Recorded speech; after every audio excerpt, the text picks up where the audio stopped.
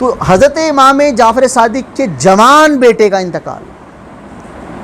جوان لفظ استعمال کیا میں نے، حضرت امام جعفر صادق کے جوان بیٹے کا انتقال ہوا تو امام جعفر صادق نے اپنے اس بیٹے کو اسی جنت البقیع میں دفن کیا جہاں پہ رسول خدا نے اپنے بیٹے کو دفن کیا تھا۔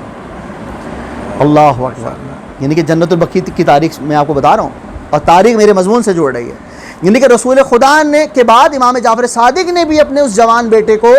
حضرت اسماعیل کو جنت البقیع میں دفن کیا۔ لیکن کیا معرفت کا جملہ کہا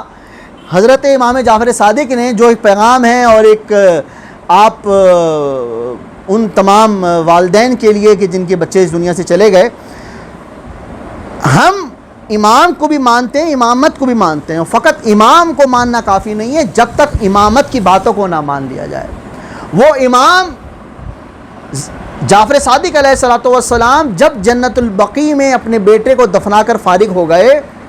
تو مولا نے ایک مرتبہ گریہ شروع کیا اور آسمان کی طرف دیکھ کر کہا کہ کیا شان ہے اس پاک پروردگار کی کہ جو ہم سے محبت کرنے والوں کے لیے ہمیں دولت عطا کرتا ہے۔ مولا کا یہ جملہ سنیں، کیا شان ہے، یعنی کہ بیٹے کے مرنے کے بعد بھی شان جو پروردگار بیان کرے اسے امام جعفر صادق علیہ السلام کہتے ہیں۔ درود پڑھیں مل کے محمد محمد۔ کیا کہا کہ کیا شان ہے اس پروردگار کی، بیٹے کو دفنایا ہوا ہے، بیٹے کی قبر میں کھڑے ہوئے، ابھی دفنایا ہے بیٹے کو، کیا شان ہے اس پروردگار کی کہ جو ہماری خاندان، ہمارے جن سے محبت کرتے ہیں ان کی آسائشوں کو پورا کرنے کے لیے ہمیں رقم دیتا ہے، اور ہمارے ملک کے حساب سے ہمیں پیسہ دیتا ہے، ہمیں روپیہ دیتا ہے۔ کیا شان ہے اس خدا کی کہ ہم اپنے محبت کرنے والوں کے لیے ہر آسائش کو چاہتے ہیں۔ مولا کا جملہ سنیں، یہ میرا جملہ میری تقریر سے ربط کر گیا جو میں نے گفتگو کے آغاز میں کہا تھا کہ انسان کی زندگی کے بہت سارے عوامل شک پر ہیں۔ مولا کیا کہہ رہے ہیں؟ مولا یہ کہہ رہے ہیں کہ خدا ہمیں ہماری محبت کرنے والوں کو تمام آسائشیں دے رہا ہے، اور خدا ہر وہ چیز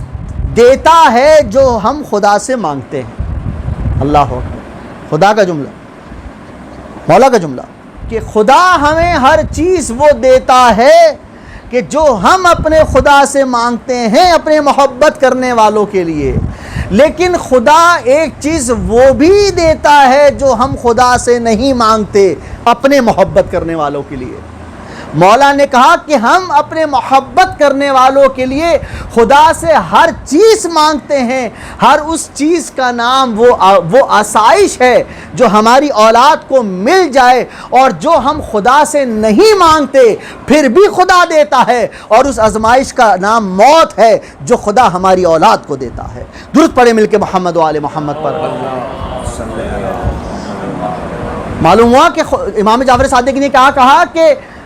وہ آزمائش موت ہے جو خدا ہمارے محبت کرنے والوں کو دے رہا ہے۔ اور مولا یہ بھی نہیں رکے، یہاں پر بھی نہیں رکے، اور مولا نے کہا کیا شان ہے اس پروردگار کی کہ ہماری جوان اولاد کو موت کی منزل پر اور ہمارے محبت کرنے والوں کو موت کی منزل پر داخل کر دینے کے بعد بھی نہ ہم خدا سے محبت میں کمی کرتے ہیں نہ وہ ہم سے محبت میں کمی کرتا ہے۔ درست پڑھیں مل کے محمد و آل محمد پر۔